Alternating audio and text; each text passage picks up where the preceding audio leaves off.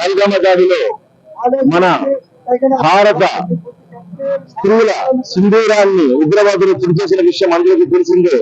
దీనికి తగ్గట్టుగా ఇద్దరు భారత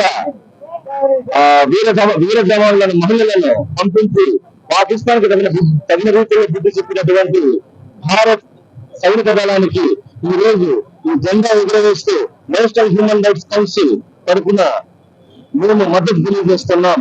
అలాగే చనిపోయినటువంటి వీర జవాన్లకు మాకు నేషనల్ హ్యూమన్ రైట్స్ కౌన్సిల్ తరఫున నివాళులు కల్పిస్తూ ఈ తరంగా ర్యాలీలో పాల్గొనడం మా అదృష్టంగా భావిస్తున్నాం. అలాగే నేషనల్ హ్యూమన్ రైట్స్ కౌన్సిల్ కాదు, ఈ దేశమంతా కూడా, ఈ భారతదేశం అంతా కూడా సైనికులకు మద్దతుగా నిలిచిన రోజు ఈ రోజు భారతదేశం సువర్ణాక్షరాలతో లిఖించబడినటువంటి ఒక అత్యుత్తమ ప్రదర్శన యుద్ధంతో చేసింది. యుద్ధం అంటే ఏంటో చూపించింది. పాకిస్తాన్ ని మట్టి కల్పిస్తే యుద్ధం అంటే ఎలా ఉంటుందో, యుద్ధం చేయకుండానే పాకిస్తాన్ మీద గెలుపంటే ఏంటో చూపించింది. ఈ రోజు పాకిస్తాన్ దూరాపడింది. పాకిస్తాన్ యొక్క పరిస్థితి దారుణంగా ఉంది.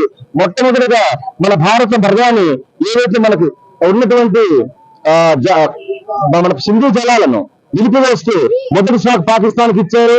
ఆ తర్వాత భారత మహిళలు పంపించి ఏదైతే సింధూరాన్ని నుదుట పుట్టినటువంటి సింధూరాన్ని తొలగించారు. ఈ ఆపరేషన్ కూడా ఆపరేషన్ సింధూర్ అని పేరు పెట్టడం ఇది మహిళలకు గర్వకారణం. భారత మహిళల శక్తిని చూపించే విధంగా భారత వీరనారీమణులు పంపించి మరి పాకిస్తాన్ కి బుద్ధి చెప్పినటువంటి ఇన్సిడెంట్ ఏదైతే ఉందో దానికి యావత్ భారత్ మొత్తం కూడా వారికి అండగా నిలబడింది, జోహార్లు అర్పిస్తుంది.